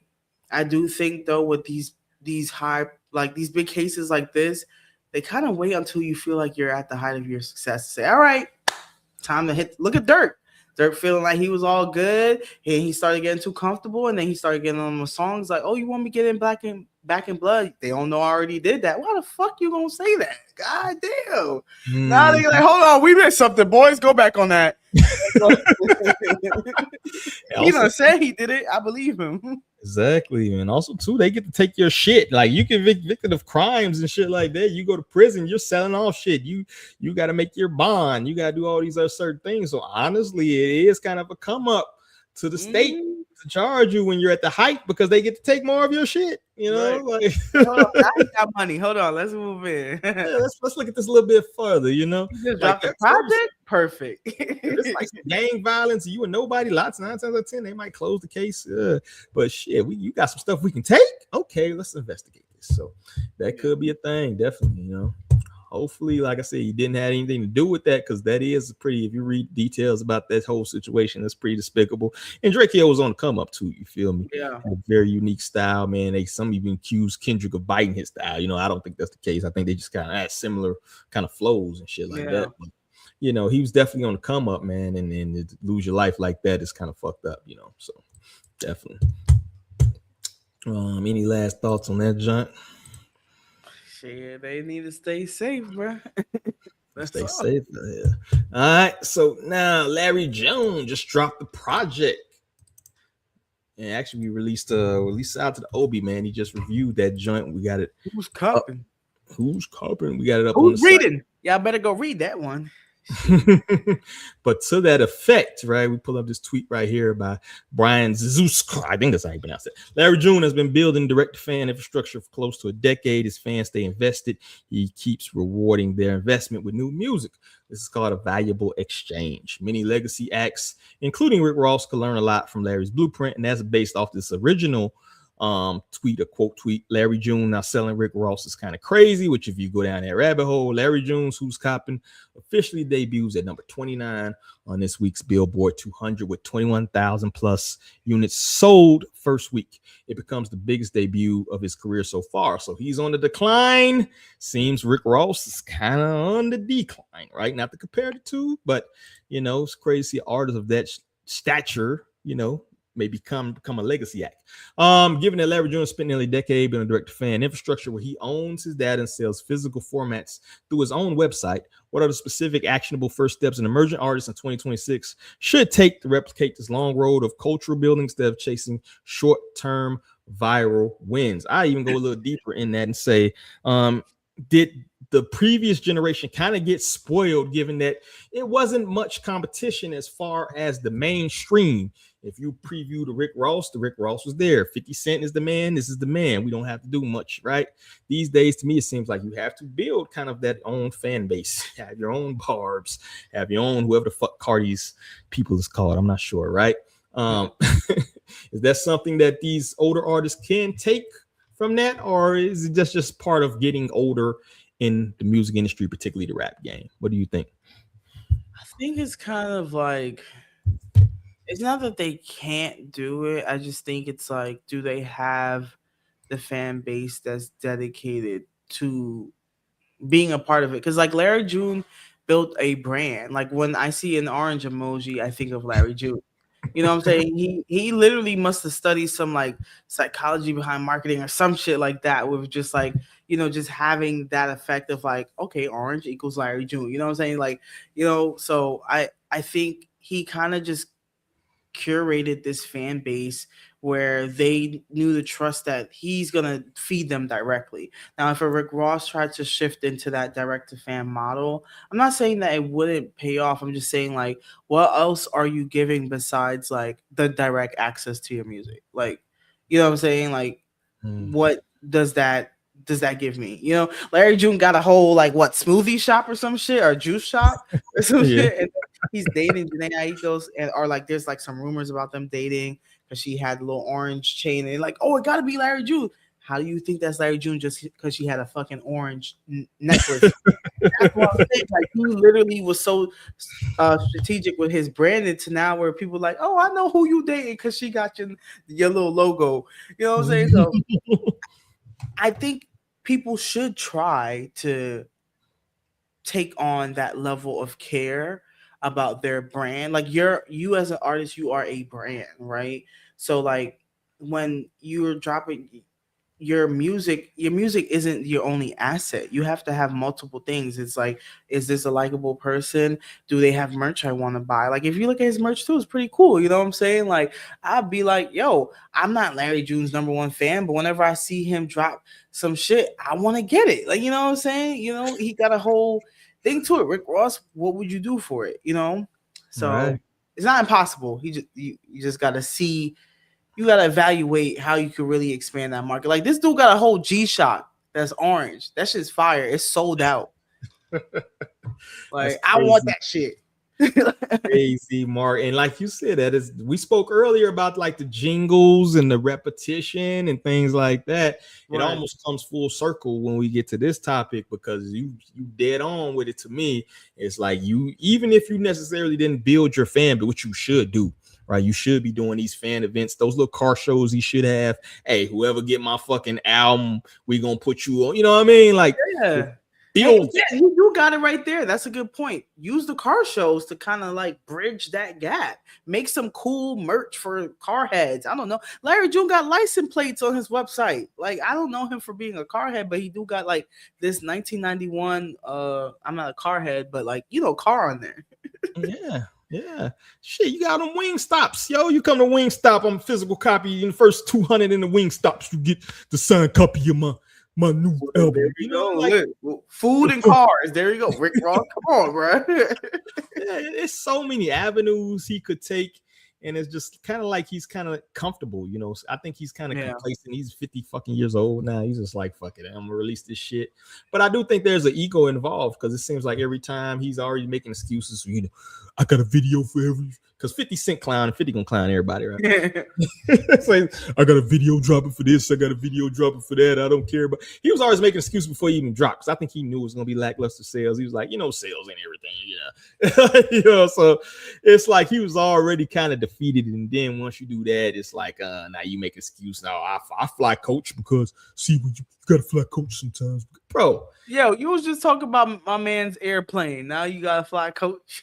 Yeah, it's like, bro, it's okay, man. First and foremost, we live in this age of transparency. We know y'all ain't clocking like y'all think. Like, you know what I mean? You got credit like everybody else. A lot of shit you buy is on credit, and you got to recop. Not saying you ain't rich or wealthy, but you know, it ain't what it seems, bro. We saw the MTV Cribs documentary. We know y'all didn't own half them fucking houses. They was that fucking shit was crazy, bro. Like they really lied to me. I felt like it was personal. The childhood, damn. Yeah, exactly. But the window is open, though. It's over. You know, everything in this day and age. You know, if you watch fucking wrestling, you know that half this shit is fake now. They even embracing it, calling it World Wrestling Entertainment. Right? We live in this era where everything is out there, bro. Everybody knows everything. So we know Rick Ross don't got as much money as he tries to say he got. None of these rappers do. And that's fine, because we don't give a fuck about the money. We like good music, we like entertainment, and we like funny shit, bro. Like this facade that you need to have all that money, that's for other rappers, maybe. But bro, just drop good shit and engage with your fans, bro.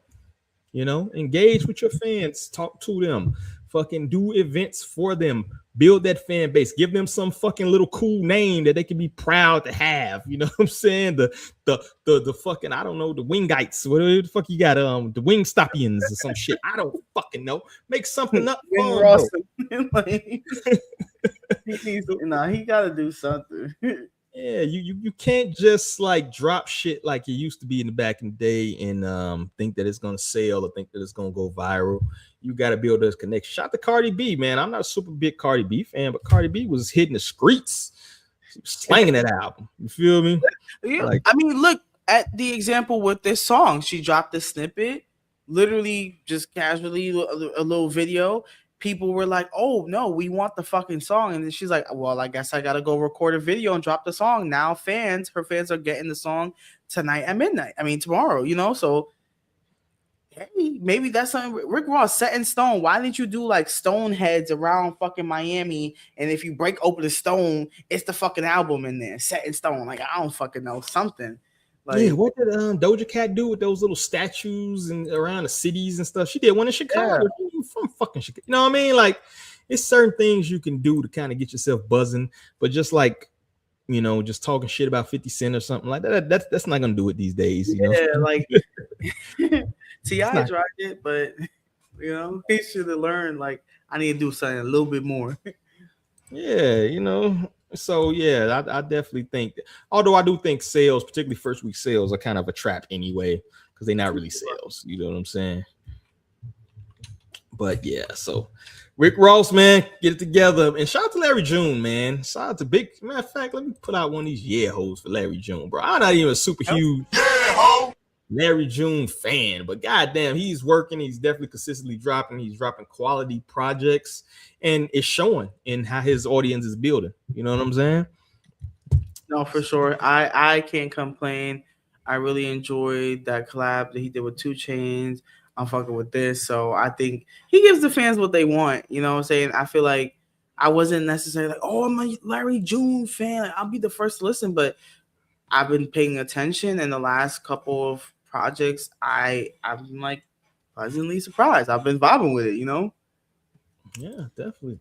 Yeah, that shit with Chains, bro. Yeah, I ran that back quite a few times, yo. That was dope. Granted, you got Alchemist too. I don't know how much you could have missed. And I also do Chains is underrated as far as you know, his real rapidy rap ability. You know, people always kind of do him as a meme rapper. Chains can spit when you want to spit, bro. Yeah. You know what I mean? But any last thoughts on that junk?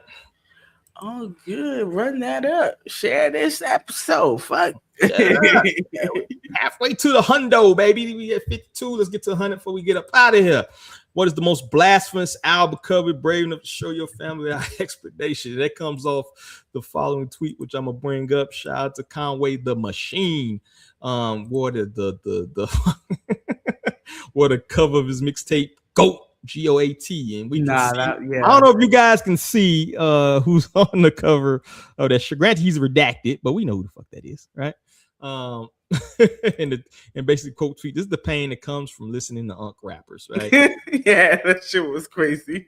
So that basically led me to the think up the question. Let's say you're at a family barbecue, your music loving uncle asks you to see a playlist. What's the most blasphemous album cover you'd be brave enough to show them without explanation? And what's the one cover that would get you immediately kicked out of the group family chat? So we posed a question to you beforehand, so you had the homework. You got one for us? Yeah, I got one. I just want to say the fact that he wore this to the airport is even more like he deserved like crash dummy for that shit. Cause like, what the fuck? Like,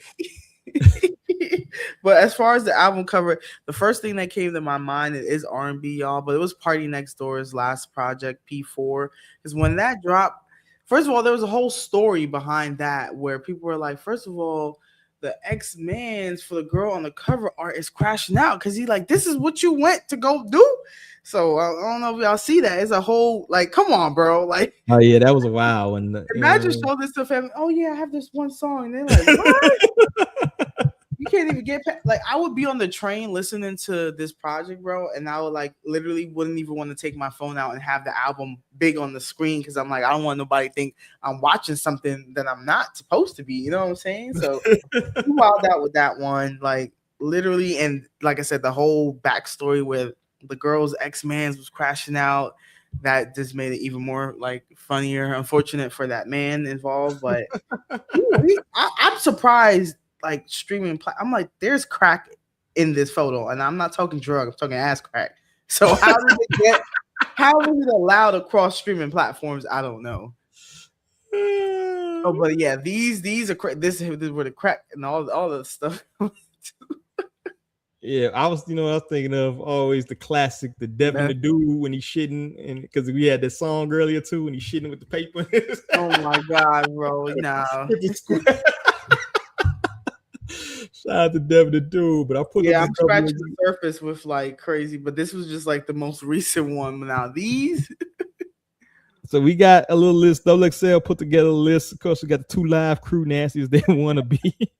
South Uncle Luke just ran for running for office now. He complaining about they cheating. Oh, welcome to America, nigga. Big Daddy Kane. It's the Big Daddy thing. That ain't really too controversial. Yeah, that's like, typical video vixen era. Maybe the 80s. Ice-T, the Iceberg, freedom of speech, just what to say. Yeah, that's kind of wild. That's kind of pause. Willie D controversy. That's mild sauce these days. Yeah. Disco Rick, the Negroes back. Little Who wrote this on Double XL? That's what I want to know. Yeah, these ain't that. This is just calling out racism. This is like all racist shit. All right, the ghetto boys, we can't be. I mean, Willie, if you don't know the backstory behind this, it may not be as controversial. His eye all fucked up, but he had just got shot. Ice Cube, death certificate. Once again, what's this Confederate flag? Uncle Sam. NWA, niggas for life. What's so controversial about that? About a couple bodies. This article, bro. That's gonna tell you exactly what you need to know. Cool G Rap, DJ Polo. Once again, the noose. Whoever wrote this was just like, we gotta find all the racist stuff because it's so racist. How dare you call that out? He's scared of a nigga. Yeah, come on, bro. All right, McKinley, vagina diner. You see, that's like more in line with like, all right, That put it in you. All right, let's see here. The fetus. What the hell? Esham kill the fetus. All right, that's a little out there. KMD Black Bastards. It's all racist shit, huh? Yeah, first of all, they got J. Cole KOD on here. Crisscross the bomb. Yeah. Hiroshima and Nagasaki. Ice-T home invasion. They don't even have who wrote this shit. This is whack. Jeru, the Maru, the sun rises in the east. Oh, because of the 10 Twin Towers. I mean, that was before the ones hit the towers, though. This is like when it was the fire there. So he ain't know what was to come. Master P. Yeah. Your mama might. Yeah, you come home with that CD, it might be a little problem.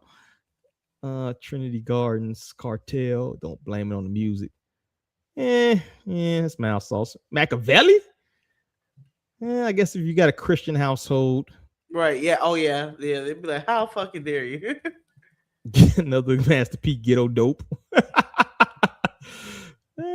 Eminem, the Slim Shady LP, Kim in the back trunk. You kind of gotta figure this one out, though. You know what I'm saying? Lil C's. I don't even remember this album. Yeah. Why was C's home, bro? C's was wild. The Roots. Yeah, more racist shit. Dead Prayers. Let's Get Free. Honestly, if the same editor-in-chief is who it is now, then Lil John Eastside Boys, because of Confederate flag. It was a weird time in history, like the early 2000s, where like all the South acts was like fucking with the Confederate flag. Like, were they trying to like reclaim it type shit? Yeah, we're gonna repurpose this. And he got the same Paris people on here, 50 million. So yeah, whoever made this was the same person. We can tell. Yeah, literally. IT shit. It's a bunch of Paris shit. He's a fan. The Roots gang. The Roots got like 3 album covers on here. Remy Ma, Jesus Christ. When the fuck did this come out? Yeah, what the fuck? It got a MySpace link on it, so it's old. Remy wildin', bro. This weird? Jesus. AZ. It's funny as hell. When the fuck did this come out? Yeah, I'm trying to look this shit up now. MySpace things. The album went untitled. We know what the name of that album was. Oh yeah. Fat Trail Gleesh. Wow. That's wild. Nah, that's crazy. Action Bronson. Oh yeah, that is wild. Action funny as hell. Action wild. Kanye. They could have Now I showed never it. realized this was something inappropriate. Yeah, it's the abstract art thing, but it's crazy. Yeah. They beat it out for this article. Lil Kim Black Friday. Is that when she was beefing with Oh, Nikki, yeah. She got like it's supposed to be. Let me not laugh too hard. The Bob's gonna come get me. What the fuck? All righty then. Yeah. Jesus peace. So all the religious things he got on here. Damn, Yeah, the religious things will definitely make Lil B. Yeah, for sure. Any like household for real. Be like, all right, what you want? Heroin. Nah, he was wilding. He was just back to back Crack. with it. You got one for shit for each one. Who is this Trina? Oh, that's Mouse Sauce. Yeah. This is regular. Sauce. Man, I think Sauce got some worse shit than this. Yeah. Chic Looch. Why is that? Because of the gorilla? I guess, but it's not like he did it to himself, you know? Yeah, like and the name Don Gorilla of the album. All right, Pusha T. I remember that with the Trina John. I mean, the Whitney Houston picture. How's this on there? Yeah, that's what I'm saying. Like, this is not. I guess because kids on. I don't know. Hey, they're doing drugs. We got lean, smoking. All right, I guess that's it. I think that was a whack. We could put together a better list than that. I think we put our heads together and put a better list than that. But so we Underground got Artist Edition. Exactly. We got you. We got y'all covered. But let's get ready to get up out of there. Of course, one of the last segments we have, of course, we're going to try to promote any artists we've been listening to, get the people something to listen to. You know what I'm saying? Outside the algorithm, I always said the other word, outside the algorithm. So if you got any artists you've been listening to, anybody that you want to put the people on to. I got my underground reviews coming up, but one artist that actually popped up on social media right before, actually, this artist's name, his Instagram tag is Who is Domino, or is it Domino? I don't know. Who is Domino? It's spelled like Domino, and he dropped a project called Traumatica. It's a hip hop project back in May. And the reason why his thing popped up on my feed was because he actually expressed that one of these mainstream artists is actually stole his whole concept, like from the cover art down to like how he rolled it up. And mind you, he just dropped this project this year, and the artist that stole from him, Tory Lanez, the same concept with the bandage head and everything. Wow. And if you look at his rollout and all the content that he did for it, it's literally like copy and paste. He's like, you turned it red instead. But come on, bro. So yeah, I was like, oh, let me check out his shit. And from the reel that I saw on his IG, I was like, oh, his sound isn't bad. It's a little different, but it's hip hop. So I was like, let me go check somebody out that's getting ripped off. You know what I'm saying? Like, damn, nigga behind jail still committing crimes. For fuck. Yeah, that's some low life shit, bro. Tory Lanez, man. I gotta find something for you, man. You gotta get something, bro. You gotta do something, bro. You gotta get cocked out. Yeah, because he was like, I was like, oh, because at first I'm like, is he just talking shit? But then when he starts showing the example, I'm like, oh shit, hold on now. Yeah, that's nasty work, as we call it, yeah. But appreciate you putting us on. You feel me? I'm gonna do the same one 2 weeks in a row because I actually did the review of Lowercase and Self, man. So I pulled it up here. Make sure y'all go to the site, check it out. Lower Self. I cannot recommend this project enough, man. It's kind of conceptual. It reminds me if you got dragged like church when you was a kid a couple times, they kind of took that and flipped it. Whereas like it's a lot of organ samples and shit like that, but they murdered this shit. And it's Canadian. Toronto, right? Some Toronto cats. So I gave it a 10 out of 10. I don't give 10s off. You feel me? So I think it's only the second 10 I ever gave. So check it out, man. I cannot recommend this enough. I think once you hear it, you're gonna have added to your playlist. And of course, they're independent artists, what I could tell at this point, so make sure y'all hit them up and check out. I even say standout tracks, take your pick. You feel me? I couldn't whittle it down. It's only about 11 tracks. All 11 tracks is fire. So check it out, man. I'm gonna look into it, right? Yeah. Yourself. Okay. Let me know if I'm tripping or not, but I think it's dope. Listen, 10 out of 10 is strong. I'm gonna go listen to him. Like I said, on the second one I've given out, so I don't give them out often. And of course, the last segment, we definitely shout out to my esteemed panelists with only one, no S on it this week. But have you, Leah? So of course, I'm always gonna give last moment plug your shit because we love you here. We love your content. What you got for the people? So of course I gotta get back to my underground schedule. Gonna show some love to I'm gonna do like a song by song for Lil Shimmy, talk through my thoughts on Future. I was kind of letting it marinate. feel like, you know, I kind of bought the shirt and the vinyl out of excitement, but it's fine. It's fine. I'll live with it. I love having cool shirts like this. You know what I'm saying? It gives me something to wear when I show up for you guys. But so yeah, just more content coming out, more reviews. Really want to just do that. And y'all gonna see some more work from me on this side too. You know, just want to keep my writing up. So I'm gonna tap into that, lean into that more. Yeah, shit. More content. And not get tired, you know. Content is king, but we always appreciate. I definitely appreciate you coming through. Otherwise, I've been yapping by myself tonight. But fuck it, I got you. Of course, still working on the site. I want to actually ramp up the interviews. So if you're an independent artist, you want to do an interview, hit me up, hit the email address, hiphophighsociety@gmail.com, or you can even go to the website. You can actually leave something on the website. And we're actually going to get something up for submissions. We're working on that as we speak. So you don't have to send shit through the email. You can just go to the website and you can submit. If you want to do the DOD, you're brave enough to put yourself out there for the DOD. If you want to don't be shy. We got you, because like I said, we're here to promote. We're not here to hate. You feel me? So that's pretty much it. The interviews we're gonna get up. I'm trying to do more writing. I think I already got 2 interviews. So, and I also did the Iceware Viso. You feel me? So check that out. Rich Off Pints, pretty solid project as well. So we working here, man. I definitely want to review more independent artists. So just send me your shit. I'm gonna check it out, man.